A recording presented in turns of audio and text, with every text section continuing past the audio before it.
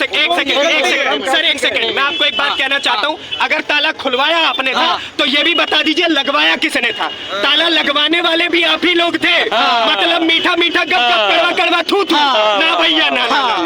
अगर ताला लगवाया आपने था वो भी मानो, और उसके बाद पाप का प्रायश्चित करने के लिए खुलवाना तो पड़ेगा ही। अब पाप का प्रायश्चित सोनिया गांधी को ऐसे भी करना चाहिए कि 3 डुबकी सोनिया गांधी को, उसके बाद राहुल गांधी को और बहन जी को, तीनों को 3 डुबकी सरयू में लगवाओ। बोलो भैया जिंदगी भर राम जी आपके ऊपर सवाल खड़ा नहीं करेंगे। और अगर हो सके तो 2 बूंद मिट्टी यहाँ की खा लेना और बोलना भैया पाप हो गया। चाहे आप देखिए आपकी 4 पीढ़ी पहले आप मुसलमान थे, क्रिश्चियन, मतलब ये जो मिक्सअप है ना मसालों का, मैगी नहीं बनाना इसको, बहुत अच्छे से सनातनी बन के ये सब आप क्या कह रहे हैं? ऐसे कैसे आप कह सकते हैं मिक्सअप है और ये सब चीजें आप बता रहे हैं? सर ये तो मैं नहीं बता रहा हूँ, ये तो उनका इतिहास बता रहा है। पापा का नाम कुछ और, मम्मी का नाम कुछ और, दादा का नाम कुछ और, दादी का नाम कुछ और। कोट पे से जनेऊ वो पहनेंगे, त्रिपुंड लगा करके घूमने की कोशिश वो करेंगे। अगले ही पहले क्या कहते हैं भैया मैं ब्राह्मण हूँ, don't dare to call me a Muslim और a Christian, I am a ब्राह्मण, यही बोलते हैं। और अगले ही पल क्या करते हैं, अगले ही पल वो भाई साहब क्या करते हैं, लालू यादव के साथ चिकन खा रहे हैं। अबे यार तुम मटन खा रहे हो, चिकन खा रहे हो, अगले पल कह रहे हो ब्राह्मण हो। अगर तुम ब्राह्मण होते तो तुम ये सब नहीं करते, और तुम बहुत ही ज्यादा अधिक नीच ब्राह्मण हो, ये तुम्हें क्लियरली मैं बोलना चाहूंगा। और देखो राजनीति में आओ, अच्छे से कार्य करो, देश को आगे बढ़ाने की बात करो, उस चीज से दिक्कत नहीं है, लेकिन अधगर गगरी चलकत जाए वाली बात नहीं होनी चाहिए।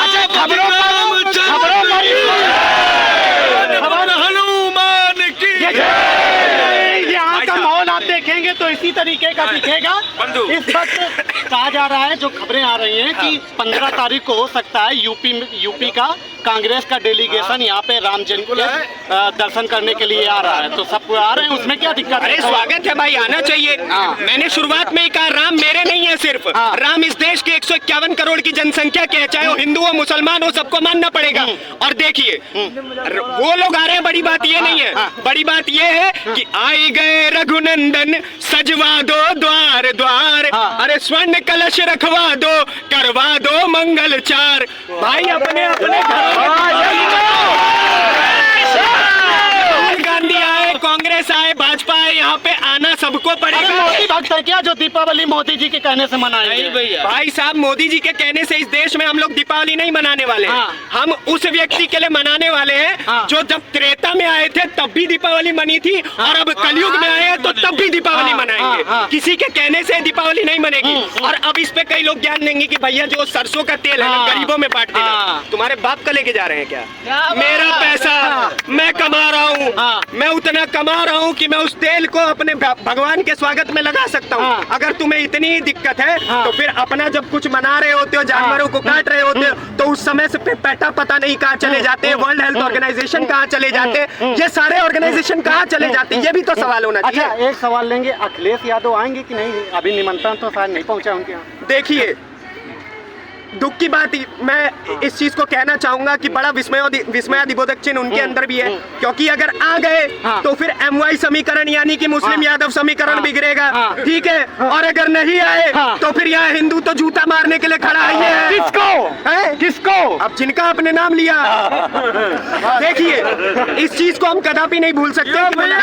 मुलायम सिंह यादव ने, हम इस चीज को कदापि नहीं भूल सकते कि मुलायम सिंह यादव जो थे उन्होंने राम भक्तों के ऊपर गोलियां चलवाई। इस चीज को हम कदापि नहीं भूल सकते कि मुलायम सिंह यादव ने उत्तराखंड राज्य करने वालों के ऊपर, मांग करने वालों के ऊपर गोलियां चलवाई। जो लोग देखिए कह रहे वो लाइन ऑर्डर का पालन किया गया था वहाँ पर, कह रहे वहाँ पे लाइन ऑर्डर का पालन किया गया था गोली चलवा कर। लॉ एंड ऑर्डर का पालन ऐसे हुआ है कि कानून के अधिकार पर राम मंदिर बना है, ना कि गोलियां चली है।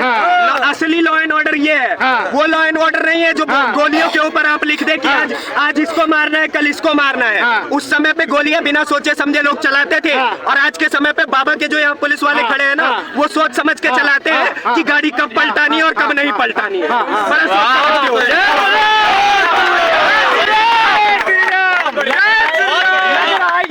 बदल रही है अयोध्या, लग रहा है राम जी की त्रेता युग वाली अयोध्या आपको दिख रही है क्या? आप जरूर देखिए सिर्फ अयोध्या ही नहीं बदल रहा है, एक राम राज्य जो है ना जी, उसके तहत ये पूरा दुनिया बदलने वाला है। और कुछ समय पहले हमारे भाई से आपने पूछा कि राम से मिलेगा क्या? जी, जी, जी। राम से मिलेगा क्या? राम से अगर कुछ लेना हो तो आप मर्यादा ले सकते हैं, राम से अगर कुछ लेना हो तो आप राम राज्य का मॉडल ले सकते हैं, राम से अगर कुछ लेना हो तो आप ये ले सकते हैं कि पूरे राज्य के प्रजा को कैसे खुश रखना है।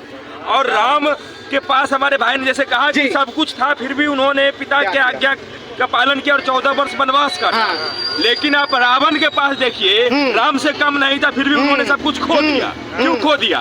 तुलसी बाबा क्लियरली लिख चुके हैं रामायण में, राम विमुख असहाल तुम्हारा, रहा न कुल में रोवन हारा। अगर आप राम से अगर आप राम से विमुख हुए तो कोई आग देने वाला नहीं रहेगा कुल में। कैसा हाल रावण का देखा आपने। ये चीज तुलसी बाबा इसलिए लिख दिए थे। और ये चीज आप भी पूछे कि फला बाबू को जो है न्योता नहीं मिला, चिल्ला बाबू को मिल गया तो आने में कतरा रहे हैं। अगर कोई बगैर न्योता का आना चाहते हैं तो वो भी आ सकते हैं, और कोई न्योता का इंतजार कर रहे हैं तो उनको भगवान करे कि न्योता भिजवा दे। क्योंकि जितना देर से ही भले राम समझ में आ गए हो, अगर यदि देर से ही राम समझ में आ गए हो तो कोई दिक्कत नहीं है, यहाँ आए और राम के लिए जो है सो राम से जो भी लोग पहले विमुख हो चुके थे वो यहाँ पे आके के राम के शरण में लेट जाए। चूंकि लक्ष्मण को राम जी ने भेजा था रावण के पास, दुश्मन को भी वो राम दुश्मन नहीं मानते हैं। ऐसे है हमारे मर्यादा पुरुषोत्तम राम। आपको रोजगार के एंगल से क्या दिख रही है अयोध्या? क्योंकि बहुत सारे एसी कमरे में बैठने वाले लेफ्ट मीडिया वाले दिखा रहे हैं कि वहाँ पर रोजगार नहीं मिल रहा, वहाँ पर अस्पताल नहीं है, वहाँ पर चिकित्सा नहीं है, वहाँ पर कुछ नहीं है। और बताइए, राम का मंदिर बनवाया जा रहा है, उससे फायदा क्या हो रहा है? ठीक है, हम आपसे पूछते हैं कि इस देश में सबसे ज्यादा मंदिर कहाँ है? साउथ इंडिया चले जाइए, सबसे ज्यादा मंदिर है वहाँ पे। क्या वहाँ के लोग भूखे नंगे घूम रहे हैं? क्या वहाँ अस्पताल नहीं है? क्या वहाँ पे इकोनॉमी सिस्टम जो है सो बिगड़ गया है? नहीं ना बिगड़ा है। आप अयोध्या में है, आप राम मंदिर देख लीजिए, और राम मंदिर से ठीक 200 मीटर आप आगे आइएगा ना, 200 मीटर आगे आइएगा तो श्री राम चिकित्सालय है। यहाँ पे राम के नाम पे चिकित्सा मिलता है। और वहाँ यहाँ पे आपको जो हाई-फाई डॉक्टर जो पैसा लेते हैं वो नहीं मिलता है। और जहाँ पे जो लोग उठा रहे हैं कि आप चिकित्सालय के लिए हॉस्पिटल जाएंगे, कहाँ जाएंगे, नहीं जाएंगे, उनके राज्य में, मतलब हमारे राज्य में आप देख लीजिए, वहाँ मंदिर नहीं है। क्या कोई बिहारी वहाँ पे इलाज करवाता है? नहीं करवा। अपने पिताजी का इलाज आप सिंगापुर करवाइए और यहाँ मंदिर पे सवाल उठवाइए।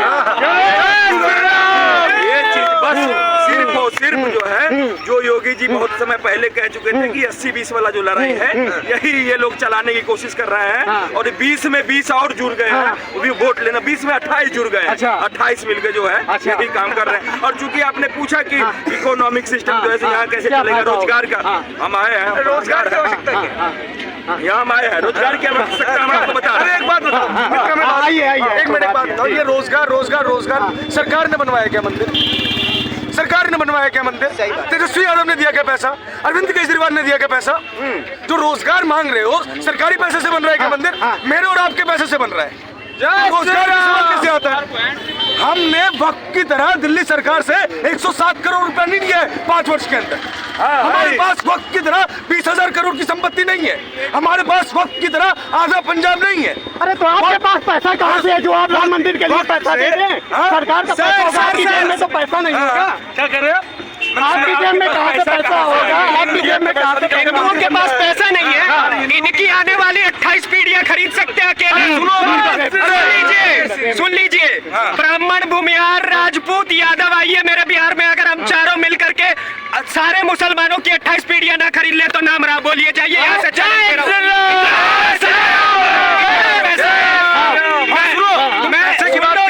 हिंदुओं के ऊपर जो पैसों की बात उठाते हैं ना, ये मंदिर ना 7,000 करोड़ रुपए अभी दे चुके हैं। 1,000 करोड़ में मंदिर बना है, 6,000 करोड़ अभी रखे हुए हैं। और अगर और जरूरत पड़ेगी ना तो ऐसा सोने का मंदिर बनवाएंगे और उसमें ओवैसी आके ना रोज सुबह शाम कपड़ा मारेगा। इतना पैसा है हिंदुओं के पास। ये साले भीख मांगते हैं सरकारों से 2-2 रुपए की। ये वक्फ वाले बोर्ड, जैसे भाई ने बताया, तेलंगाना का 7,000 साल पुराना मंदिर पे ये लोग कब्जा करके बैठे हैं। कह रहे हमारी जमीन तमिलनाडु। तमिलनाडु के, अरे हर जमीन को बताते हैं हमारी जमीन है, और हमारे पास इतनी हैसियत है कि अगर चाहे ना कि आधा हिंदुस्तान खरीद ले हिंदू, तो पैसा दे करके सरकार के मुंह पे मार के आधा हिंदुस्तान खरीद सकते हैं।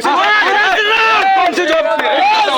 वो कौन सी जॉब दे रहा है? आप बार बार रोजगार का प्रश्न उठा रहे हैं, वक्त कौन सी जॉब दे रहा है आपको? वक्त के ऊपर तो आपने बात नहीं किया। आप 100 करोड़ रुपए सरकार से डोनेशन लेते हैं और आप बात कर रहे थे हिंदुओं के पास पैसा कहाँ से आता है। थोड़ा इतिहास पढ़ लीजिए। ये लाल किला जिसको लेकर ये बहुत ज्यादा अहंकार में रहता है कि लाल किला से हिंदू बहुत पैसा कमा रहा है, इनको इनका इतिहास बता दीजिए कि लाल किले के पीछे जो मस्जिद थी वो एक हिंदू भाई ने खरीद ली थी। किसी की हिम्मत नहीं होती थी कि उसके अंदर जाके नमाज पढ़ ले। वो तो हिंदू भाइयों का दिल इतना बड़ा था कि इबादत की जगह थी वापस दे दी। वो चबूतरा खरीदा हुआ है हमने, और आज भी जो बेचना चाह रहे हो बेचो। तुम जामा मस्जिद बेचने को तैयार हो, बोली लगाओ, हम खरीदेंगे। सबसे इम्पोर्टेंट बात, ये सारी बातों को जाने दीजिए। धार्मिक समरसता का प्रतीक है राम, याद रखिएगा, धार्मिक समरसता का प्रतीक है। उस युग में राक्षस होते थे, आज राक्षस इस युग में भी है। अलग बात है कि वो राक्षस अलग अलग नामों से जाने जाते हैं, लेकिन भगवान राम जो है वो राक्षसों का भी सम्मान करते थे और उनके अनुयायी भी राक्षसों का सम्मान करते हैं। इसलिए कहते हैं कि तुम अपने हो, अपने देश में ही रहोगे, वरना राक्षसों का संहार करना तुम्हें भगवान राम ने पहले भी सिखाया था। अब सुनिए एक चीज, भगवान राम सामाजिक समरसता का प्रतीक है, और राम राज्य भारत में कैसे आ रहा है इस चीज को समझिए। भगवान राम के मित्र कौन थे? निषाद राज केवट। वैसे तो जो भगवान का मित्र हो गया वो नीच जाति से कैसे हो सकता है, लेकिन भगवान राम ने सबसे पहले अगर किसी को सिंहासन पे बिठाया, राज्याभिषेक करवाया, तो किसका करवाया? निषाद राज। माता भगवान राम ने जूठे पैर किसके खाए? माता सबरी के। जो पूरा का पूरा देखो, भगवान राम जब तक अयोध्या में थे, दशरथ नंदन राम थे। जब वो युद्ध करने के लिए गए, अगर अयोध्या का राजा रावण को मारना, गौरव जी, रावण को मारना भगवान राम का एकमात्र उद्देश्य होता, तो अयोध्या का राजकुमार, अयोध्या का राजा अयोध्या की सेना लेके जाता और लंका को हरा के आ जाता। लेकिन अयोध्या के राजा का सिर्फ ये स्वप्न नहीं था, अयोध्या के राजा का ये स्वप्न था कि इस देश में, इस विश्व में सामाजिक समरसता है, इसलिए उन्होंने दलित, शोषित, वंचित सबकी सेना बनाई। भील, भालू, गिलहरी सब उनकी सेना में शामिल थे, जिन्हें आज आप अनौपचारिक रूप से उच्च जाति और नीच जाति की बात कर सकते हैं। और भगवान राम का संयोग देखिए, जिस वक्त इस देश में राम जन्मभूमि का फैसला आता है, इस देश का राष्ट्रपति एक दलित होता है, इस देश की प्रधानमंत्री के पद पे एक ओबीसी पिछड़े वर्ग का प्रधानमंत्री शामिल होता है। राम मंदिर बनवा एक राजपूत रहे हैं, और इस वक्त जब राम मंदिर का भव्य उद्घाटन होगा तो अनुसूचित जाति से माफ कीजिएगा, आदिवासी महिला हमारे देश के राष्ट्रपति है, देश का शासन है। तो यही राम राज्य है जहाँ सामाजिक समरसता है, हर व्यक्ति बराबर है। चलिए।